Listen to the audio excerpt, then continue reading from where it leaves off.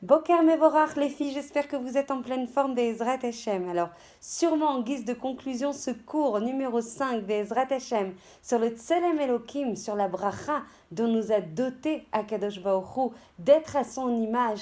Et c'est une protection immense que Hashem nous a associée en fait, et ce depuis notre création. Il s'agit en fait de faire tout ce qui est en notre possible, d'être consciente mais aussi d'agir de façon à protéger ce Tselem Elohim, cette mood, cette identité d'Akadosh Baruch Hu que nous portons en nous. C'est un magen, c'est une protection, c'est un bouclier. Et Bezrat Hashem, qu'Hashem m'éclaire, qu'Hashem me donne les kochot pour vous transmettre en guise de conclusion quelques aspects fondamentaux pour protéger cette bracha dont Hashem nous a dotés. Alors, notamment au niveau de la shena, au niveau du sommeil, au niveau de l'endormissement, il est important de savoir que nous n'avons pas le même magen, le même bouclier, la même protection que quand nous sommes éveillés. En fait, vous le savez, pendant la shena est considérée comme 1/60e de la mort, lo aleno. Donc 1/60e de la mort, la neshama, en tout cas une partie de la neshama, remonte vers Akadosh Baruch Hu pour être purifiée, et c'est d'où la bénédiction en fait de Moda Ani Lefanecha, et qu'on remercie Akadosh Baruch Hu de réinvestir avec beaucoup de force, beaucoup de émouna, beaucoup de croyance en nous sur une nouvelle journée, sur la capacité en fait à réinvestir notre potentiel avec des nouvelles forces dans cette nouvelle journée. Donc on a une partie de la Neshama qui va remonter pour attester de ce qu'elle a fait pendant la journée, pour attester elle-même de ce qu'elle a fait. Donc on ne pourra pas dire à 120 ans, quand on montera au Bet Hamishpat Elion et qu'on sera Behemet Bezrat Hashem Mleot Bezchuyot, pleine de mérite, je l'espère en tout cas, c'est bien l'objectif, en travaillant en fait tous les jours, en tout cas de faire tout notre possible pour être rempli de mérite, parce que c'est ça qui nous protégera. Quand la Neshama, elle remonte, elle va être purifiée par un rachamim, par une miséricorde absolue d'Akadosh Baruch Hu,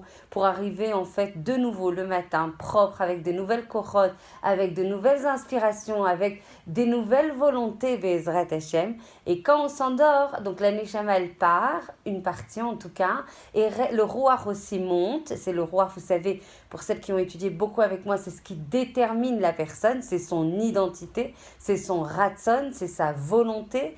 Et le Nefesh, c'est ce qui est maf'il et agouf, c'est ce qui permet au corps de se réaliser. Alors du coup, le Nefesh se garde en fait, ce nistar, se cache en fait dans le cœur. Donc il n'y a plus les chushim, ni le réach, donc ni l'odorat, ni la capacité à entendre, ni la capacité à parler, ni la capacité à voir. C'est comme si on était d'eux-mêmes en fait, puisque même ce qui caractérise en fait l'homme, c'est Chai Medaber. C'est un être vivant qui parle. Alors quand on n'a plus ces chushim, que la neshtama mistaleket, elle monte, que le ruach aussi il monte, alors il reste que le nefesh qui se cache dans le cœur. Alors on dit qu'il y a beaucoup moins de shmira pendant la shena que pendant les heures, pendant la journée où nous sommes en éveil. La solution, parce qu'on va parler vraiment aujourd'hui solution, pour finir cette petite appréhension du Tselem Elohim, on n'a pas du tout la prétention d'avoir appréhendé l'exhaustivité de ce qui permet en fait de garder et d'identifier et de protéger ce Tselem Elohim, mais en tout cas on aura eu une petite appréhension, une petite coloration, une petite capacité à adresser ce sujet tellement amok et tellement profond et tellement essentiel. Ça ne veut pas dire qu'on n'y reviendra pas, ça veut dire qu'aujourd'hui on est fiers, on est réjouis, on remercie Akadosh Baruch Hu d'avoir eu la capacité à adresser ce sujet, même si c'est pas de manière pleine et entière, au moins une première coloration, au moins une première conscience, au moins des premières actions pour protéger ce Tselem Elohim. Mais la première action que je vous propose, pour celles qui étudient avec moi, elles en rêvent la nuit. Donc je parle du Kriyat Shema Lamita, qui est le meilleur bouclier, qui est la meilleure protection, qui est la meilleure solution pour justement protéger le Tselem Elohim pendant des moments où on manque en fait, où notre shmira est profondément affaiblie. Et c'est pour ça que David Amelech écrit Afkid Ruchi Beyada Malka. C'est quoi Afkid Ruchi? Je remets mon roar dans les mains de la Malka, de la reine. C'est qui la reine? La Shrina, la providence, la présence divine d'Akadosh Baruch Hu. C'est le moyen le plus complet, le plus efficace, le plus tout ce que vous voulez pour protéger le Tselem Elohim. Tsarich la'asot et ze. Alors celles qui n'ont des difficultés à lire en hébreu, commencez à apprendre le Kriyat Shema Lamita. C'est quelque chose qui permet après d'appréhender par rapport à des témoignages que j'ai eus de personnes qui ont pris sur elles nouvellement de le faire. Nachon Marivka, ma Miss Kriyat Shema Lamita, qui atteste que justement toute la journée est changée, toute la tfissa sur la vie est changée, toutes les forces qu'on a dans la journée après avoir lu la Kriyat Shema Lamita est changée. Parce que en fait la Neshama, elle arrive puisqu'il y a le vidouille dans le Kriyat Shema Lamita qu'on le fait complètement, donc la capacité à dire, à exprimer, à regretter ses fautes. Alors du coup, en fait, le ta'alir que la Neshama elle va suivre dans les mondes Elyonim, dans les mondes supérieurs, va être beaucoup plus léger, beaucoup plus abouti, beaucoup plus préparé. Elle va arriver déjà plus nekiya, plus propre au niveau du Bet HaMishpat Elyon. Elle se sera délestée. Vous imaginez la chance que c'est après une journée où des fois, malheureusement, on transgresse, on traverse le Ratzon d'Hachem, d'avoir cette opportunité de se délester de tout ce qui a animer malheureusement cette journée dans le mauvais sens et permettre en fait d'arriver propre vis-à-vis d'Akadosh Baruch Hu. Le Rav Shimon Lavi qui a été celui Zecher Tzadik Vekadosh Libracha, qui a été celui qui a écrit des biurim, des développements sur le Sefer, le Zohar HaKadosh, qui vivait en fait à Tripoli, dit que celui qui observe et qui applique le Ratzon d'Akadosh Baruch Hu, qui applique la Torah, le Tselem est protégé de tout Nezakim, de tout préjudice.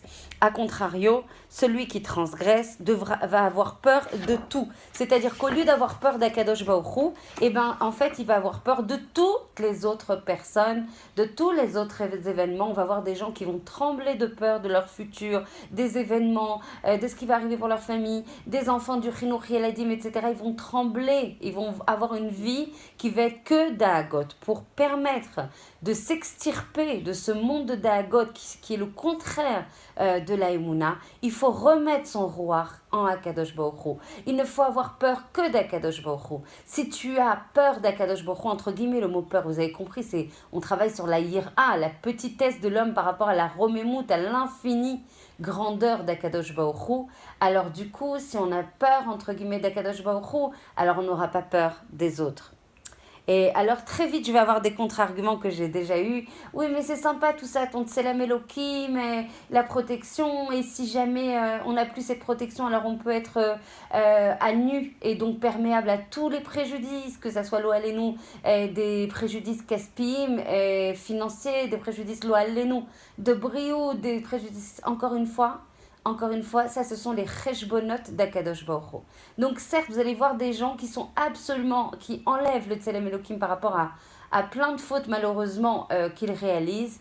Ne croyez pas, ce n'est pas forcément des choses aussi visibles que ça, des maladies, des arnonas qu'il faut payer en cumul, des impôts, des pertes financières, la Kivissa qui se met en rade juste avant que le bitoach s'arrête.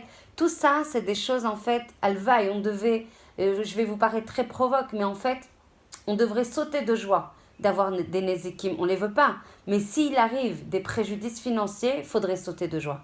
Parce que comme vous le savez, l'argent, c'est équivalent à damim, au sang. Donc, on préfère que les choses, elles arrivent pour les chaper et avonot dans les préjudices financiers que ça arrive lo alenu sur des problèmes, en fait, de briout.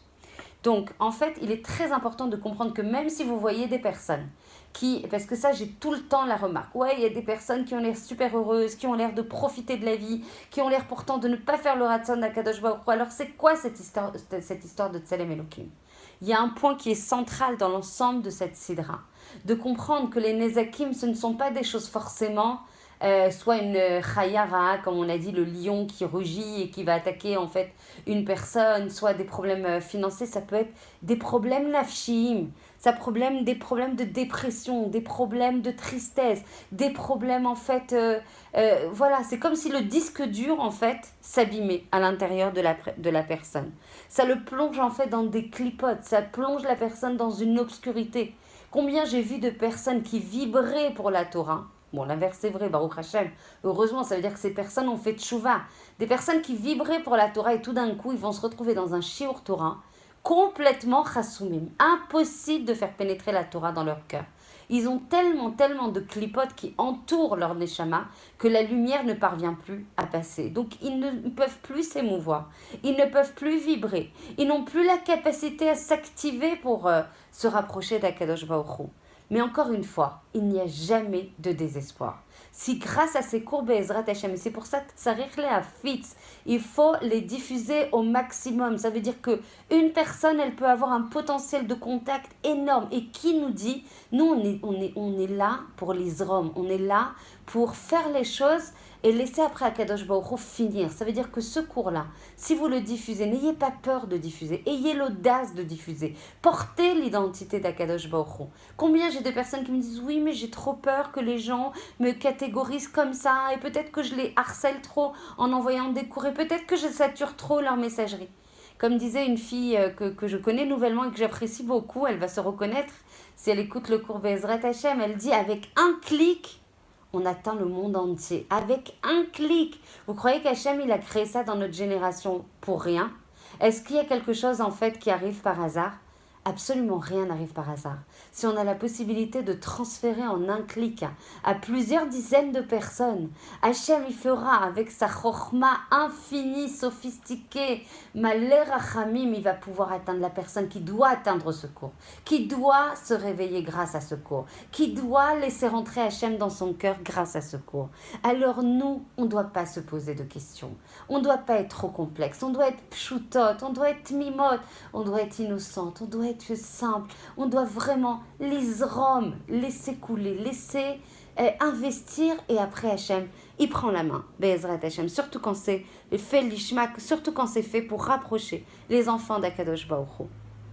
Il y a quelque chose en fait qui est aussi très important. Donc comme je le disais, il n'y a pas de Yehush. La personne qui fait tchouva, la personne récupère son tselem Elohim. Donc et il y a combien de gens qui me disent « Ouais, ça y est, je vais faire tchouva, pas de problème, j'ai bien pris conscience, etc. » Notamment sur le Shalom Bayit. Et le Shalom Bayit, je vais tout faire pour que les Chabed et Ishti, d'honorer ma femme plus que moi, de lui donner tous ses tzrachim, etc. Je rentre à la maison et c'est l'explosion nucléaire. Alors tu peux m'expliquer comment on fait tchouva et comment ça marche? Parce que d'Afkala, quand je prends la résolution d'avoir étudié, d'avoir pris conscience, d'avoir regretté mes fautes, d'avoir agi pour permettre d'avancer, j'arrive, c'est la ptsatsa atome à la maison. C'est la bombe nucléaire à la maison. Et là, on se pose la question, attention, et si, quand tu es parti acheter des fleurs pour permettre justement de rétablir le Shalom Bayit dans la maison, combien de temps tu as parlé avec la vendeuse? Il faut les ketser et aïnanim. Tout est une question de mida et de tsniout. Combien de paroles qui n'étaient pas du tout kacha, qui n'étaient pas nécessaires, c'est peut-être même pas, c'était peut-être des choses propres. Mais on n'a pas le droit, les daber comme ça, et les arbot, badibour. Donc ça, c'est un exemple parmi tant d'autres. Il n'y a rien qui arrive s'il n'y a pas de faute. Alors ça, c'est quelque chose qui est tellement difficile à entendre. Quoi? Attends, ça veut dire que tout le mal qui se déchaîne, que ça soit chez les gens qui sont proches, que ça soit sur des gens plus lointains, que ça soit sur l'humanité tout entière, ça veut dire que c'est moi qui suis responsable. On a le inyan de Prira. Hachem nous a donné la main pour gérer, pour l'ishlot à la olam. Rappelez-vous du premier cours. Pour gouverner le monde. Ça veut dire que si le mal se déchaîne, ça veut dire que c'est lié aux énergies que nous avons canalisées. Au lieu de les canaliser dans le bien, dans la vie, comme nous dit Akadosh Baruch Hu, choisit la vie, et ben on a choisi en fait des forces contraires, des forces négatives. Et ce qui est le contraire de la Gdusha, c'est la Toum'a et c'est le mal. Bezrat Hashem, qu'on puisse sortir de cette sidra au bout de 5 cours. Je vous engage vivement à les écouter, celles qui ne l'ont pas fait, à prendre conscience pour agir et pour protéger ce Tselem Elohim, que ce soit au niveau pratique ou klali, pour l'ensemble du Ham Israël, Bezrat Hashem, que l'on puisse bénéficier de la protection d'Akadosh Baruch Hu à chacun de nos pas et que l'on puisse être toujours en sibra, de le servir avec beaucoup de Mesirut Nefesh, Bezrat Hashem. Je vous embrasse très fort et je vous retrouve pour de nouveaux cours avec grand plaisir. Je vous embrasse.